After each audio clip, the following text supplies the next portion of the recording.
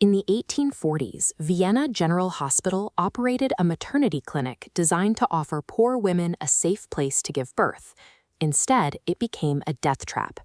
Pregnant women throughout the city knew about the terrifying reputation of the first obstetrical clinic, and they knew that checking into Ward 1 often meant they would never check out. Women were so frightened of this specific ward that they would drop to their knees and beg the nurses to send them anywhere else. Some chose to turn around and endure labor in the literal gutters of Vienna's streets rather than walk through the hospital doors. The fear was entirely justified.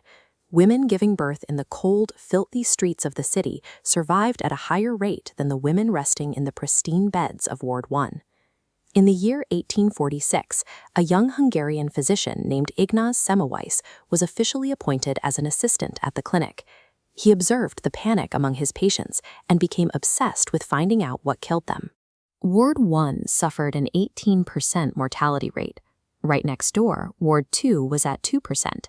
Both wards shared the same air and linens. The only difference was the staff. Ward 1 was run by male doctors, Ward 2 by female midwives. The medical establishment simply waved away the deaths by blaming miasmas, poisonous clouds of bad air supposedly drifting through the hospital. Semmelweis rejected this. If the air was the same, the staff was the problem. The hospital's own doctors were somehow killing their patients. In 1847, the sudden death of a close friend and colleague provided the evidence Semmelweis had been searching for.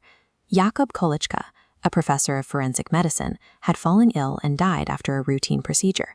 Koliczka had been supervising an autopsy.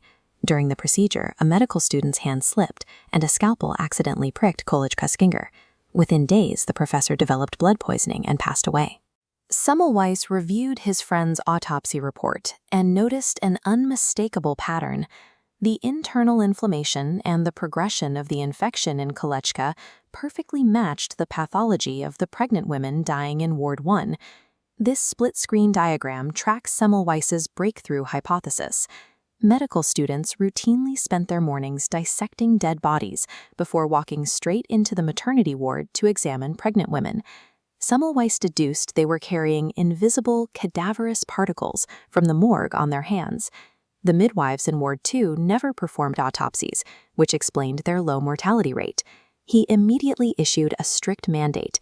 Before examining any patient, every doctor and student in Ward 1 had to scrub their hands in a harsh chlorinated lime solution to strip away the decaying tissue.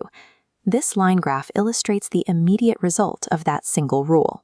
Following the implementation of handwashing in 1847, the mortality rate in Ward 1 plummeted from 18% to roughly 1%, finally matching the safety of the midwife's clinic. Using pure observation and localized data, Semmelweis had effectively cured one of the era's deadliest diseases, setting the stage for what should have been a global victory for modern medicine. You would expect a discovery that slashed mortality rates to near zero to be met with global celebration. Instead, the medical community aggressively rejected his data, and his colleagues treated him with outright hostility. The rejection was driven heavily by ego. 19th-century physicians considered themselves gentlemen of high social standing. The mere suggestion that a gentleman's hands were unclean and that doctors themselves were the vectors of disease was taken as a profound personal insult. Scientifically, the establishment refused to let go of the humoral theory, a widespread belief that diseases were caused by internal imbalances of bodily fluids like blood and bile. The idea that one single external factor, invisible particles on the hand, caused childbed fever directly contradicted their foundational medical training. The pushback ruined Semmelweis's career. They refused to renew his contract, he was forced out of Vienna, and his life-saving hand-washing protocols were abandoned almost as quickly as they began. Faced with undeniable evidence that could save thousands of mothers, the medical establishment chose to protect their social status and their entrenched scientific paradigms over the lives of their patients. In the years following his dismissal, Semmelweis watched helplessly as maternal death rates spiked back up. His mental health deteriorated. He spiraled into deep depression, lashing out publicly at the physicians he knew were continuously killing their patients. By 1865, his behavior had become too erratic for his peers. Under the pretext of taking him on a tour of a new medical facility, his own colleagues and family lured him to an insane asylum in Vienna. When Semmelweis realized he was being committed against his will, he tried to run. A violent struggle broke out. Asylum guards beat him severely, forced him into a straitjacket, and locked him alone in a dark cell. 2 weeks later, at the age of 47, Ignaz Semmelweis died alone. The autopsy revealed that he had died from sepsis, a severe blood infection he contracted from the open wounds sustained during his beating.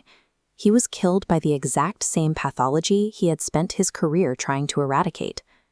It took decades for the scientific community to catch up to the truth. Semmelweis's theories were finally validated when Louis Pasteur developed the germ theory of disease, proving that microscopic organisms were responsible for infections. Building on that proof, surgeon Joseph Lister successfully championed the widespread use of antiseptic practices, the exact same hand-washing protocols Semmelweis had begged his colleagues to use years prior. Today, psychology and science recognize the Semmelweis Reflex. It is the knee-jerk rejection of new evidence simply because it threatens the established norms and fragile egos of those in power. Semmelweis had the data, and he had the cure.